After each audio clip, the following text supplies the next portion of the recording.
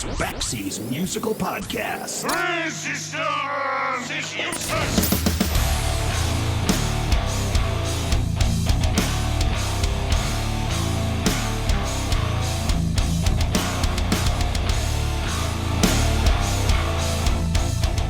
Hey, here's a little known fact.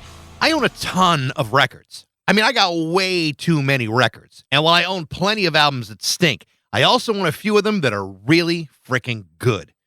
I also seem to have inherited a bunch of them too, so while people would move away and didn't want to bring their records along with them, they figured they could always unload them on a dope like me, figuring, well, he's in radio, maybe he can do something with them.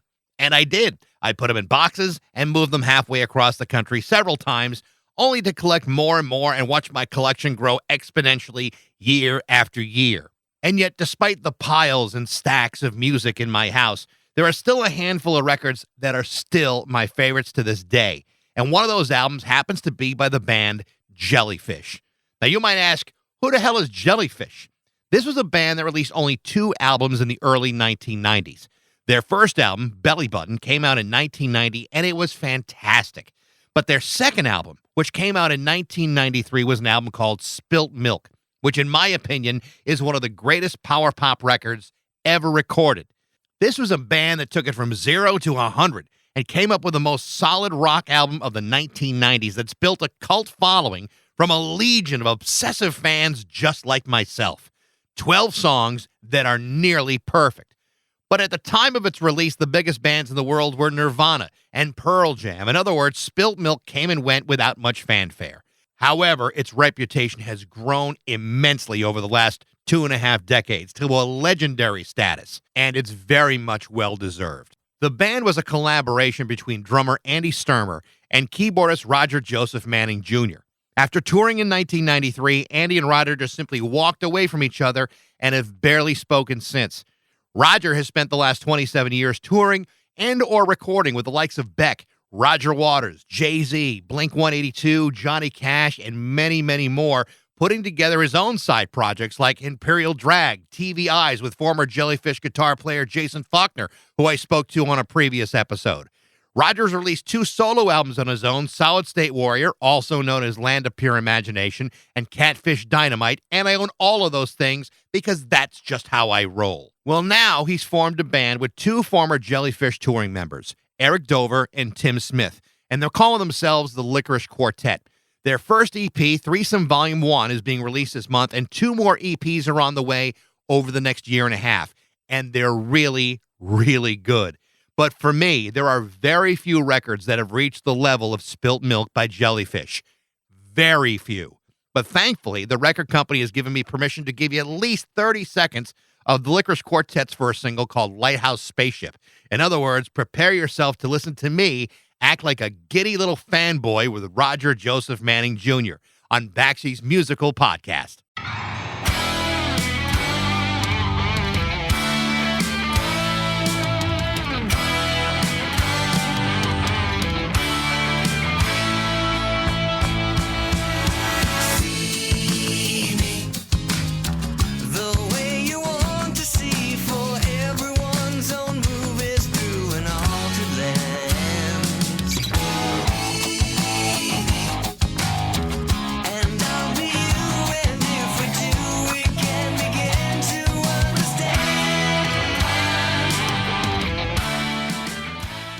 I've been spending the last couple of days listening to the EP. A lot of it reminds me of Jellyfish, but yet it sounds nothing like Jellyfish at the same time, which is, and I mean that in a really, really good way. So congratulations on it. Mission accomplished. I mean, that wasn't, nothing was intentional. It was just like, we're going to do what we're going to do. And I assumed it would be in a familiar territory that old Jellyfish fans, Imperial Drag fans, TV Eyes, Uma Jets, that they would all dig it. But I agree with you. It's got its own thing, even though there's plenty of moments that are like, oh, well, I've heard Jellyfish, and this, I get why this is happening. Yeah. Well, I mean, and certainly any fan of your work, whether it's solo or the other project you just talked about, there is a huge, sweet pop sense about how you write music. It's certainly reflected here, but there's more punch to it, and it was really, really cool. You listen to the single Lighthouse Spaceship. It's 6 minutes long, and from even the vocal flourishes, you go, aha, there's spilt milk all over that thing. It's in our DNA. Absolutely. Guilty as charged. So the last time that you and Eric Dover and Tim Smith played together was about 25, 26 years ago, maybe even a little bit longer, and 23 years since you and Eric were in Imperial Drag together. First of all, what took so long, and what sparked this reunion between the three of you? Yeah, well, what took so long? I mean, after Eric and I parted ways, we needed a personal break for sure, so we took that break. And then, whether you're talking about Tim Smith being involved with Sheryl Crow's world, or me being involved with Beck's world, or freelancing, it's like, you do what you got to do to stay creatively fulfilled and get bills paid, and life just takes over. Now, I attempted to rectify that in the 2000s with some solo albums, which I never thought I would actually do without being in a collaborative situation, but those were very rewarding and gratifying. But at the end of the day, it just wasn't financially sustainable. So I had to stop because I was not paying my bills, and start doing more of what I started to do, which was, sideman work, freelancing, session work, remixing, just whatever hat I had to wear. It was still fun and amusing, but, I had some money coming in. So that's what happened there. And then personal life, blah, blah, blah, blah. I got another EP out finally in 2018, the Glamping EP, which I was very happy about that. And then it dawned on me around that time that I would love to reconnect with Tim in some way. Life was too short. Let's just get together and write for fun before another decade goes by. And he loved the idea, and we started to do that. And then it was pretty clear to us that having worked in the Umajets project together, it would be neat to invite Eric, see if he would be interested in this at all, which he was. And the three of us took off. And that was then 3 years of 2 weeks here, 2 weeks there, because Tim had to fly out from Atlanta every time. So I'm happy to say, though, we're sitting on 12 songs that are basically finished. They just need to be mixed, and the public will get the package of first 4 in the form of this EP in May. It's an interesting idea, because you're releasing it's 3 EPs. The first one, Volume 1. I'm going to assume the working titles for the next 2 are Volume 2 and Volume 3. But it's a pretty interesting approach. It's not correct. It's not like you're releasing one proper album. You're parceling this out. I assume that there's a business reason for that. Yeah, the business has changed to such a degree that people's attention spans are infinitesimal, and you can get just as much traction with the fewer batches of songs. And so it does make more sense for us from a business sense to elongate this over time and have these presentations, because the other thing that's changed is we are surviving as an entity because we are taking advantage of connecting with the fans in a deeper way than we ever have, or the previous models have ever allowed.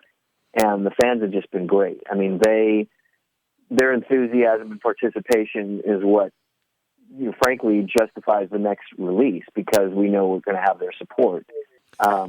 And so it becomes a whole different way of exchanging music, artist to fan, than the traditional models that we grew up with. Like I said, listening to the EP and being a fan at the same time. So these are 4 great songs.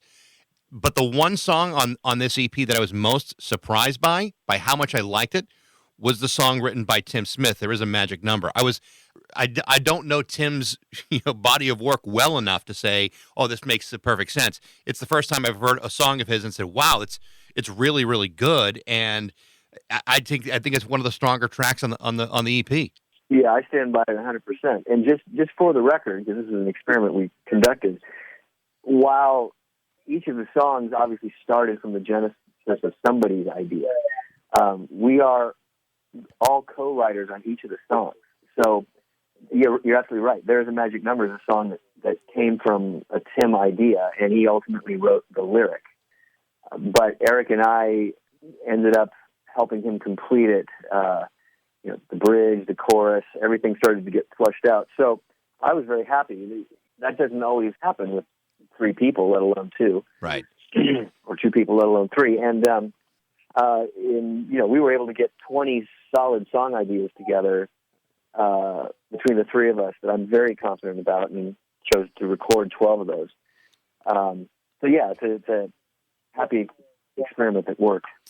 So, with it being a reunion mostly of Jellyfish, I have to believe you've been inundated with questions about Andy and Andy Sturmer, whether he would have been considered to join it, or would the three of you just thought, no, I think we're good with just the three of us?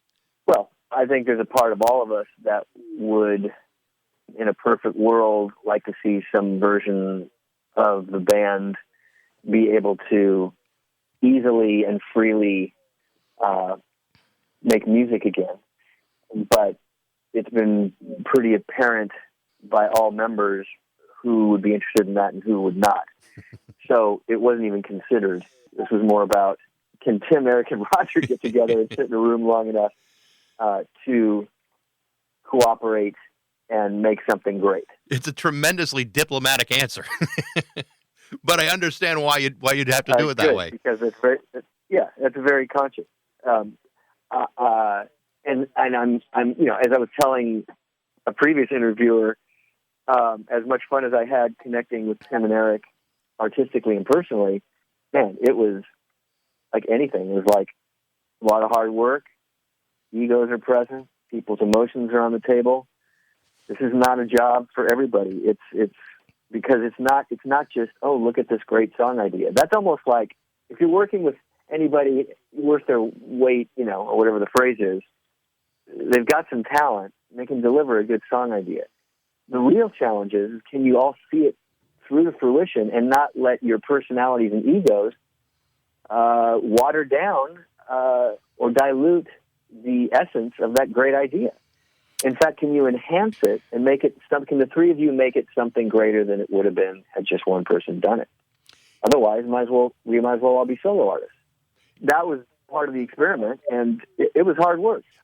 A few months ago, I had the chance to interview Jason Faulkner, and we talked, at length about Jellyfish, as you can imagine, and his solo work too. And one of the questions I had, and it always intrigued me about how this worked out. And I read the Craig Dorfman book and got some insight. But talking to Jason, I got a little bit more. You had a band with two very, very powerful songwriters between you and Andy, but you also had a tremendously talented songwriter in Jason, and much of his music was just not allowed in. That seemed to be very frustrating for him. Do you think that if you guys had, or if Andy had been more accepting of his music, that would have lent to more albums by Jellyfish ultimately, or do you not think it would have worked out that way? Well, hindsight's 20/20. It's really hard to tell. Ultimately, Andy and I went our separate ways, not entirely for musical differences, which were, of course, a big part of it. Right. People can fall out of relationships, fall out of love. That absolutely was part of the personal challenge as well as artistic differences. I think that when Jason moved on from the group, it was obvious to everyone. Yes, there were musical differences, and there were plenty of personal differences. So it's all part of it. So again, how many bands have you interviewed, or we know of through musical legend? Maybe we haven't talked to them personally, but the story is pretty much none of the guys in the group got along, but they've stayed together for 30 years because the public loves them and they've sold billions of albums. Right. It's like, well, that's why they're all taking separate jets and separate buses because they'd rather not be personally engaged, but they can't argue with the fact that they've written a batch of material that the public not only loves, but is willing to give them millions of dollars for, and so it justifies staying in what is essentially a dysfunctional relationship. Now, unlike two parents raising children, the rock stars can take their separate jets and don't have to be in the same room unless, they see each other when they're ushered out on stage. And then they split the $1 million that came in for playing the Enormo Dome, and they go their separate ways, and they go, that's just how it is. It's a business transaction. Jellyfish didn't even have the luxury of making money. We never made any money. Right. So you certainly didn't have a business model that was going to hold us together. True. You had the love of the art, and being able to, stay on tour with somebody and in close quarters and having a global, unpenetrable mutual respect all the way around. And if the house is built on a weak foundation, it's only a matter of time. So yes, there could have been a third Jellyfish album or a second one with Jason Faulkner songs on it, but foundationally, unless all of us had agreed, and I know bands who've done this, absolutely, unless all of us had agreed to possibly seek therapy as a group together and have the perseverance to work through personal differences, I don't see how it could have sustained.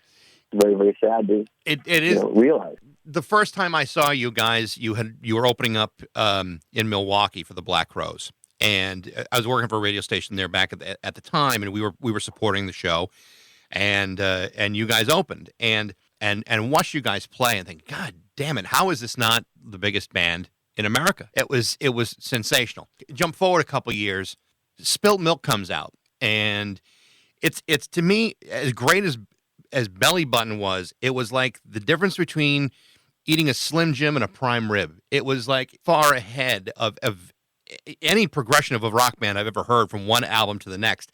And I don't mean to be blowing smoke at you, but in my own opinion, Spilt Milk is probably one of the best power pop albums, one of the top 5 power pop albums in the last 50 years.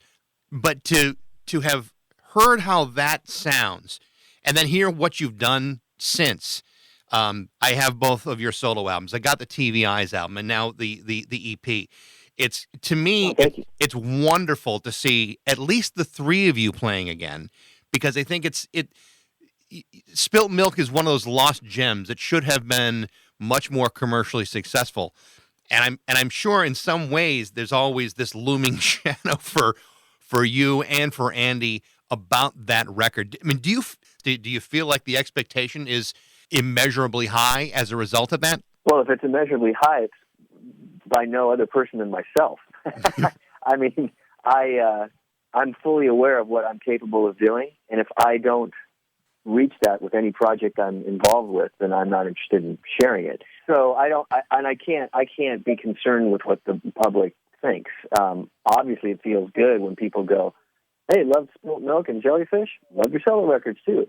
Well, that's an incredible feeling. It's a lot better than, you didn't quite make the mark there. I don't know. I don't know where you screwed up, but and people have their opinions. I have to go to sleep with myself at night knowing what I've presented and what I've shared.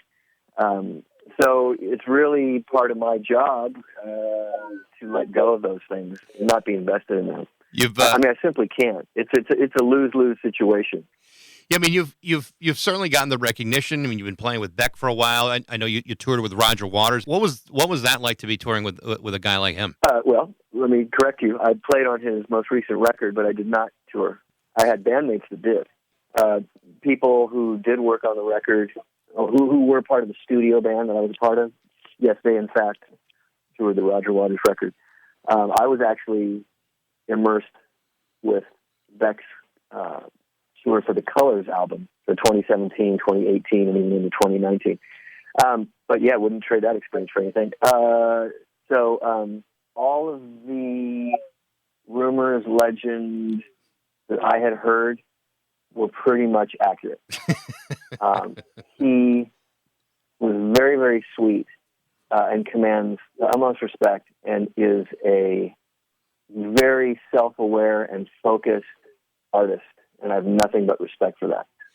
There's also a great story of you writing with Brian Wilson. Don was very much a fan of the early, the first Jellyfish record, and did what he could to help spread the word and connect us with people as he does. And one of those people was Brian, because he happened to be working with Brian at the time and resurrecting some new material for him. So he invited us he basically coordinated and set up a writing session, let's get to know each other kind of thing, which, needless to say, was beyond a dream come true at that time. And would still be today if I got that call. So the biggest challenge for me personally, speaking for myself, was to keep my nerves intact, to allow my creative expression to come up with some half-decent ideas that I could share with Andy, and ideally if Andy supported them, we could then extend them to Brian, which is what I did. If you're familiar with my first solo record, watch Land of Pure Imagination, Solid State Warrior, the song I Wish It Would Rain was my song idea for Brian Wilson, minus the bridge. There was no bridge written at the time, and no lyric. But the verse and chorus were very much intact, and Andy supported me in presenting this idea as one of several to Brian. Unfortunately, Brian was in whatever physical and mental condition he was in at that time. He seemed very guarded, protected, and understandably so, influenced immensely by his caretakers and those who were well-meaning and looking out for him. But I never feel we had his full attention, other than occasionally. And I'll tell you, the so-called writing session was basically the greatest tease in the world. I mean, imagine whatever woman you have found in your adult life being, this is my favorite girl of all. You know, God's hand reaches down one day and goes, you get to spend a week with her. Why? How? How is this even possible? Oh, and don't worry. It'll all be just fine. You can spend a week with her. That's kind of what this was like. And so the first writing session was, we literally had roughly an hour. We were told we were going to have the afternoon to write together, which was just fantastic. That turned into about 30 to 40 minutes, if not less, in a little music room with him, just me, Andy, and Brian, with Don Was, 2 or 3 caretakers and studio personnel all crammed into this room watching us. And I was like, well, I'd love to have Don stay here and be a fly on the wall and give us his guidance, but could the rest of you just take a hike, please? This is very awkward. Right. And very uncomfortable.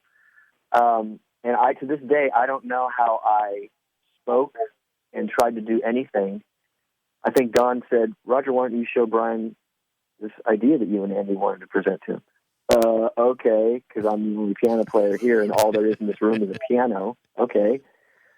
So I sat down, and I literally sang gibberish, because there's no lyrics written yet, and I'm babbling in front of Brian Wilson and the great Don Was and everybody else in the room, hoping to God I'm singing relatively in pitch.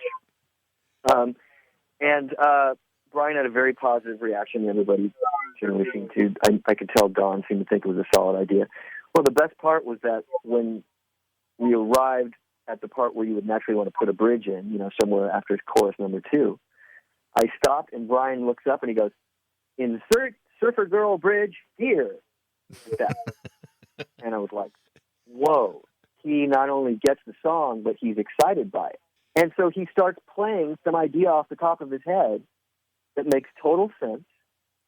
It's very early Beach Boys 101, because I guess my song idea was, essentially. And it was just so weird, because they're like, okay, you just collaborated with Brian Wilson. But what that told me was, and I remember thinking the bridge was a great start, but we can do better than that. Me, Andy, and Brian can do better than that kind of thing. And, you know, because it was the first idea off the top of his head. And then what happens next is just the saddest, most tragic thing in the world, which is one of his caretakers taps him on the shoulder and goes, Brian, I just need to tell you, just want to make you aware that it's time for your 2:30 nap. So I just want to let you know. Brian looks up at me and Andy goes, well, thanks, guys. This has been great. Got to take my nap. Wow. And I'm just like, this is not happening. There's no way this is happening. We've just collaborated in some respect with Brian Wilson. Tell me this is not happening. And then we all left with the assumption, well, that went really well as you could expect, and we'll get together soon and do it again. Cut to, that doesn't happen for whatever reason. Who knows what took Brian's attention up, and then within about 4 weeks, with the project that Don and Brian had started together, ran its course, and they moved on from that. So there was no follow-up. Wow. I can't ever tell you why. I could speculate for days why there was no follow-up, but all indicators pointed to, in that moment, that was a successful encounter, and why wouldn't you want to continue with that? It's probably as successful as a writing collaboration that anyone has had with Brian Wilson, especially during, that time in his life. I mean, now he may be a little bit more freer to work with somebody, but back then, I mean, his time and his lifestyle were totally restricted and manipulated. You're 100% right. It was 1992. I'm pretty sure he was still involved with Landy or had just come from that. Right. But if Landy was out of the picture, all the people I saw in there might as well have been Landy Part 2. It was like, well, what's the difference? It was just like the biggest tease. Obviously, I am so thankful that anything happened at all. It was a real treat. This is not... I'll just tell you this before we get off the phone. We were introduced to Harry Nilsson after one of our shows in 1994. The conversation ended with, gee, wouldn't it be great to write together? Harry, is that something you think you might be interested in? His friend and caretaker, the A&R person from his record company, I don't know who was kind of leading the dialogue there, but Harry was like, said something like, wow, I haven't done that for a while, and that sounds like a lot of fun. Sure, when you guys get back from the road, why don't you ring up my people, and we can talk about something like that. So Jellyfish headed out back on the rest of our tour, which was 2.5 months long, and Harry dies before we could get back into town. Amazing. we're like, wait, what? It's one thing to have one of your heroes say, hey, I like what you do. Well, it can end right there.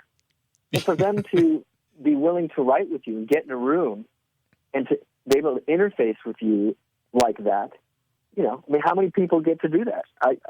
Elvis Costello did an online Q&A with a producer friend of mine who had just produced his last record, right. Sebastian Kreis, this a couple weeks ago. And you could write in, via Zoom and ask your questions. And I was just elated.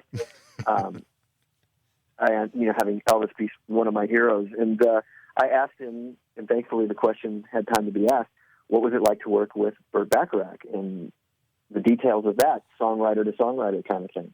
And Burt is also one of my biggest influences. And Elvis was so candid and open, and he spent like 10 minutes answering this question. And I was just like, holy shit, that's so cool, because obviously I had assumptions about their relationship, and all of my assumptions couldn't have been more wrong. Really? And so it was great to hear what it was really like for Elvis Costello, who was also a fan of Burt, working with one of the last great living legends of the 20th century. Yeah. Well, anyway, you talk really about cool shit. Absolutely.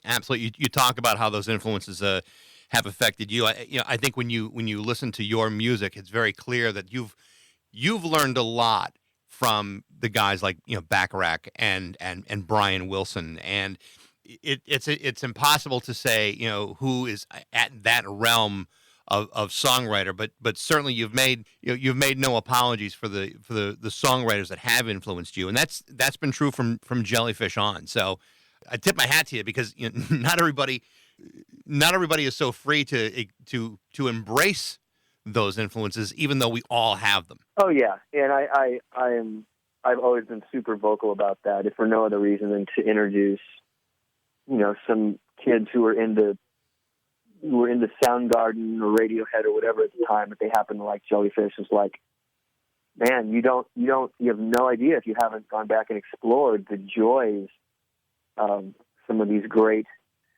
pop writers that have graced the planet with their contributions in the last 40 years. And it's to be like a Todd Rundgren fan, for example, or a McCartney fan, but understand where they're getting their inspiration from. And it goes so far back into a lot of the jazz tradition and musical tradition, both in America, I guess in England it was called music hall tradition, of pop songwriting that composers like Todd or Paul McCartney were inspired by, and many others, and how that works its way in. And I thankfully was introduced to those traditions and have explored them, and I like them. And I love weaving them into my rock and roll. Yeah. Queen did that in their own special way. Cheap Trick did that in their own special way. Alex Chilton and Robin Hitchcock and Bob Mould and Paul Westerberg all did it in their own special way. And I've only ever been interested in continuing in that tradition. I want to continue to operate in pop classicism, if you will, the last 60, 70 years of pop classicism, including where rock and roll entered the picture, but with my personal twist and my collaborators' personal twist. And while I wished I had more content for the audience, I'm very thankful and stand by all the content that I have been able to present, thankfully, that does just that. I feel like it's an honor for me to continue in that tradition with no intent of I'm making a nostalgia record, I'm making a retro record. It's like, no. This is what we do, this is what I do in carrying on, in this great pantheon of artists. I think the Licorice Quartet certainly does that. The EP, Threesome Volume 1, is terrific. I can't wait for the next two to come out. I hope there's more. Obviously, with the coronavirus and lockdown and everything, I'm sure any tour plans for this are kind of put on hold. But do you plan to tour with this or not? Touring is not imperative for me personally. I enjoy it, and I think it's great what happens when that connection happens live with our fan base. It really is going to unfortunately come down to infrastructure financially. Like if we can have certain show guarantees in certain markets, whether that's in Tokyo or New York or London, I don't care. If something can be presented to us that makes it all viable, then I'm absolutely there and ready to go, and I think it will be great. Listen, I appreciate the time today. Thank you so much for talking to me about the EP. It is awesome, and I have, like I said, I am a real big fan. I can tell, and I can't thank you enough for all your loyalty and support. Like I said, because it's really you and those like you that just like it's like you get stuck when you're trying to figure out the jigsaw puzzle of a song, and you go home to bed at night after slaving on it all day, and you're like, man, it sucks. We didn't figure it out. Got to show up tomorrow and figure out how to get to that finish line because it's not working right now, and you get very disheartened. And then you remember there's people like you out there, and this girl who I recently connected with, who's a 17-year-old fan in Buenos Aires, Argentina, whose older sister was dating a guy who turned her on to Jellyfish, and she's like, "What the hell is this?" "Oh, it's a band that was out before you were born." Well, and she goes back and discovers the Jellyfish records.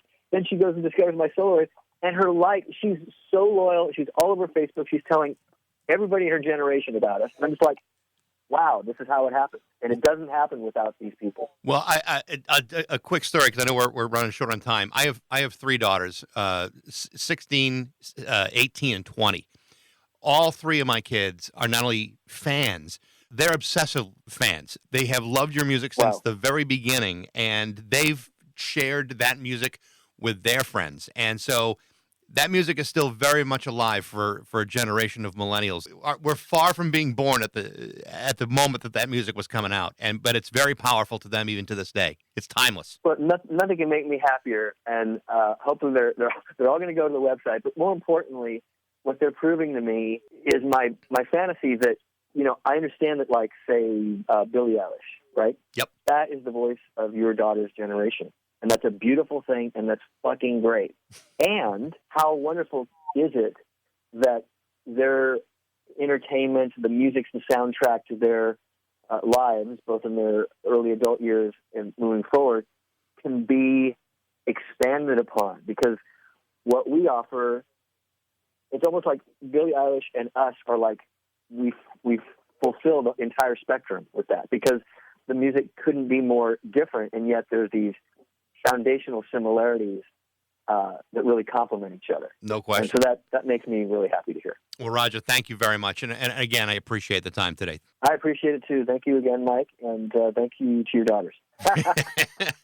Thank you, Roger. Take care. Well, that's it.